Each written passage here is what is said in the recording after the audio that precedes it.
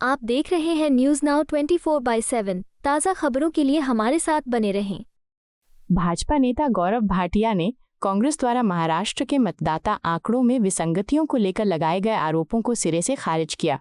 उन्होंने कहा कि लगभग 40 घंटे तक झूठ फैलाकर हमारे लोकतंत्र को कमजोर करने और चुनाव आयोग जैसी संवैधानिक संस्था पर निराधार प्रश्न चिन्ह खड़ा किया गया। इस स्थिति की जिम्मेदारी कौन लेगा, इस पर सवाल उठाते हुए उन्होंने कांग्रेस नेता राहुल गांधी से देश से माफी मांगने की मांग की। गौरव भाटिया के अनुसार इस प्रकार की भ्रामक जानकारी ने जनता के विश्वास को ठेस पहुंचाई है और जिन लोगों ने इसे देखा उन्होंने इसे सच मान लिया होगा। उसके बाद 19 अगस्त 2025 9:31 सुबह एक ट्वीट आता है और ट्वीट देखिए क्या है एक्सपोज पे। I sincerely apologise for the tweets posted regarding Maharashtra elections. Error occurred while comparing data of 2024 Lok Sabha and 2024 Assembly segment.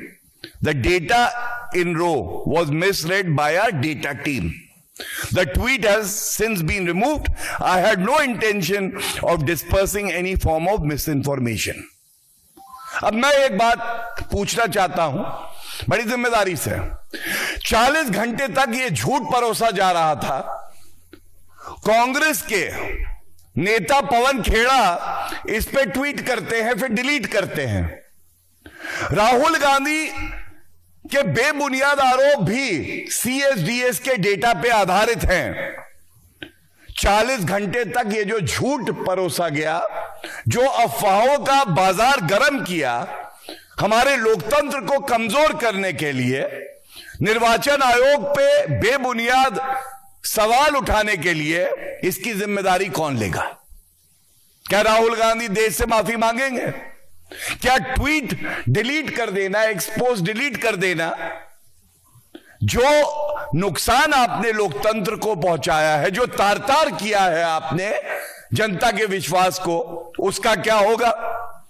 और देखिए ये जो पहला ट्वीट है इसका अध्ययन करिए तो 34,000 व्यूज हैं। 34,000 मतलब 34,000 लोगों ने इस गलत सूचना को देखा और इसके आधार पे उन्हें लगा होगा कि देखिए जो कहा जा रहा है विपक्ष द्वारा उसमें सत्यता है। इसके बाद मैं ये भी कहना चाहूंगा, ये खतरनाक खेल है क्या, इसको समझने की आवश्यकता है और यही मौका है। यह हमारी जिम्मेदारी है कि हम सत्य को जनता के बीच में लाएं।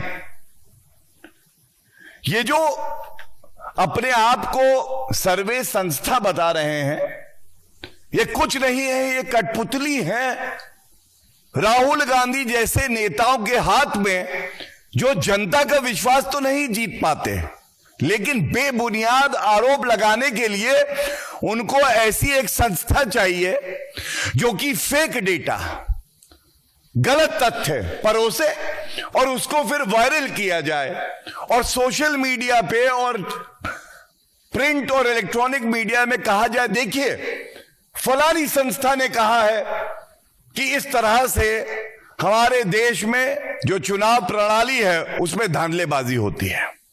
नैरेटिव सेटिंग ज्यादा है। ये फैक्ट्री है, ये मशीन है झूठ परोसने की उन राजनीतिक नेताओं के लिए जिनके लिए यह सुविधाजनक है कि ऐसे झूठ के आधार पर अपनी राजनीति करें। आपको यह वीडियो पसंद आया हो तो इसे लाइक करें, हमारे चैनल को सब्सक्राइब करें।